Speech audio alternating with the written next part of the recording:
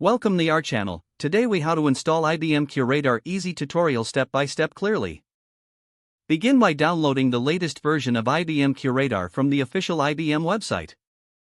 Ensure your system meets the necessary hardware and software requirements for installation. Prepare a dedicated machine or a virtual environment for the QRadar installation. Insert a USB drive or mount the ISO file containing the QRadar installation package. Restart the machine or virtual environment, and boot from the USB or mounted ISO. Once the installation menu appears, select the option to install QRadar.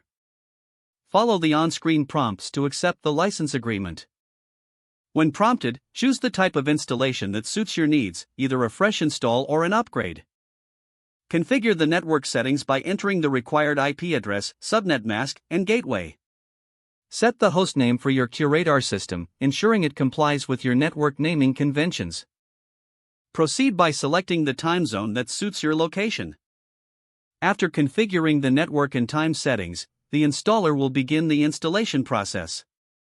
This process may take some time, so be patient while the system sets up the necessary components.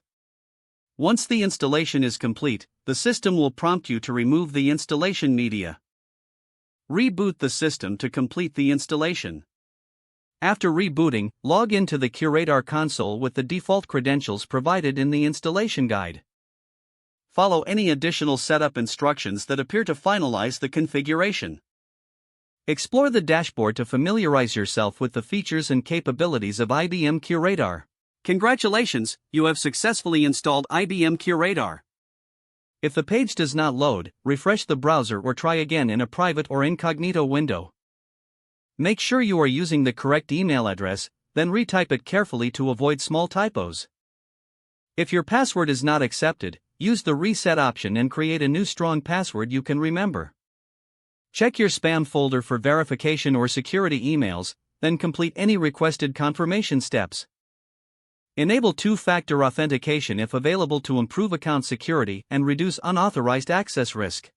After signing in, review your profile details so your contact information and settings are accurate and current.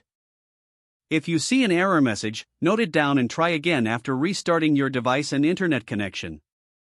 Log out when you finish, especially on shared devices, to keep your account and payment information secure.